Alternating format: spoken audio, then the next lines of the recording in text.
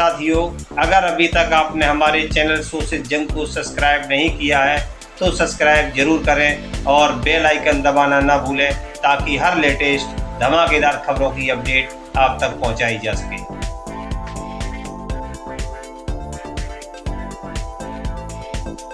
सम्मानित मंच, इस देश के सबसे बड़ी व्यवस्था का, देश के संविधान का सबसे बड़ा मंच, मैं इस मंच को हाथ जोड़ करके प्रणाम करती हूँ, बाबा साहब को प्रणाम करती हूँ, जिनकी वजह से आज मुझे खुलकर बोलने का मौका मिला। इस देश में न जाने कितनी बेटियों को खुलकर राजनीति में आने का मौका मिला, अपनी मर्जी के परिधान पहनने का मौका मिला और संसद से लेकर, सड़क से लेकर संसद तक का सफर तय करने का मौका मिला।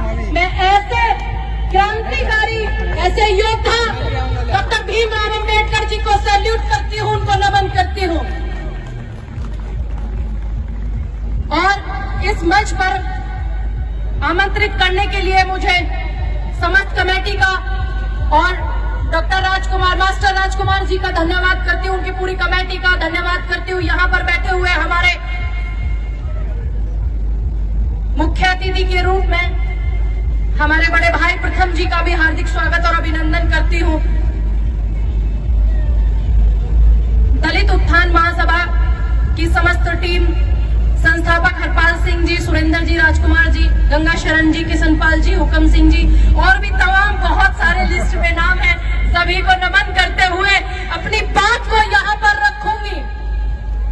इस देश में जब संविधान लिखा जा रहा था, आज आप और हम उनके समय को याद करते हैं तो हम गर्व से कहते हैं कि हम संविधान लिखने वाले लोगों के साथ खड़े थे। कहते हो कि नहीं कहते हो कि आप संविधान लिखने वाले लोगों के साथ थे? और जब इस देश में व्यवस्थाओं को खराब किया जा रहा था, वो लोग किसी मुंह से नहीं कह सकते कि वो कहां खड़े थे। संविधान को जब लिखा गया, तमाम कमेटी के लोग बैठे, तमाम कमेटी के लोग, संविधान को लिखने वाले प्रेम बिहारी नारायण जी जो थे, उन्होंने जब संविधान को लिखा तो पंडित नेहरू जी ने कहा ये तो व्यवस्था ही बिगड़ जाएगी, सबको समानता का अधिकार होना चाहिए, दलितों को भी बराबर का दर्जा मिलना चाहिए। तो तब जाकर के ड्राफ्ट कमेटी के अध्यक्ष, सबसे पढ़े और लिखे इस देश के व्यक्ति डॉक्टर भीमराव अंबेडकर जी को बनाया गया था। इस बात का मुझे गर्व है कि आज उसी संविधान की वजह से यहाँ पर मैं बोल पा रही हूँ। और उससे भी बड़ा जो गर्व महसूस करती हूँ, जब उस संविधान पर 284 लोगों के सिग्नेचर हुए थे, उसमें 15 महिलाएं शामिल थी। इस अधिकार को दिलाने के लिए डॉक्टर भीमराव अंबेडकर जी का बहुत योगदान है। इस देश में जब भी कोई व्यवस्था की बात होती है तो उनका नाम बड़े सम्मान के साथ लिया जाता है, क्योंकि आप बेहतर जानते हैं हर चीज को। जब अंबेडकर जी को स्थापित किया गया, अंबेडकर जी ने खुद को स्थापित किया और इस देश में संविधान को स्थापित किया गया, तब वो लोग कहाँ थे? और आज के दौर में संविधान को अगर बचाने की लड़ाई की हम बात करें, डॉक्टर साहब हमें संविधान दे गए, हमें व्यवस्थाएं दे गए, हमें बोलने का अधिकार दे गए, लेकिन आज का जो दौर है, इस दौर में संविधान को बचाने की लड़ाई है, लोकतंत्र को बचाने की लड़ाई है। सत्ताधारी पार्टी के एक व्यक्ति ने कहा था कि 2024 के बाद चुनाव नहीं होगा और हम संविधान बदल देंगे। ये मैं नहीं कहती हूँ, स्टेटमेंट है सांसद का। आज उसी संविधान को बचाने की लड़ाई है, उसी संविधान को हक की लड़ाई है। इस देश में जब भी कभी संविधान के ऊपर आ जाएगी तो जितने लोग यहाँ सामने और वहाँ सामने बैठे हुए हैं, वो एक लड़ाई को बड़ी लड़ाई बना करके, इस देश की लड़ाई बना करके लड़ेंगे, ऐसा मेरा मानना है। क्योंकि सिर्फ बोलने से कि हम भीमराव अंबेडकर जी को मानते हैं, बोलने से कुछ नहीं होगा, करने से कुछ होगा। क्योंकि जब इस देश में संविधान की व्यवस्थाएं लागू की गई, महिलाओं की व्यवस्थाएं जब उसमें लिखी गई, तो वो सिर्फ एक बिरादरी और एक समुदाय के लिए नहीं लिखी गई थी, इस देश की महिलाओं के लिए लिखी गई थी। उसमें संविधान में कहीं नहीं लिखा कि मैं सिर्फ दलितों की महिलाओं के लिए या दलितों के लिए करूंगा, बिल्कुल नहीं लिखा हुआ। अगर लिखा हुआ है तो मुझे बताइएगा जरूर। उन्होंने साफ साफ कहा था कि इन बेटियों के अधिकार के लिए, बेटियों के सम्मान के लिए, बेटियों की भागीदारी के लिए मैं ये व्यवस्था बना रहा हूँ। तो इस बात पे मुझे गर्व है। भीमराव अंबेडकर जी कोई ऐसा नाम नहीं, कोई ऐसा परिचय नहीं कि कोई भी इस देश में ही नहीं, अगर हम बात करें विदेशों की भी, तो वहां भी उस नाम का बड़ा प्रभाव है।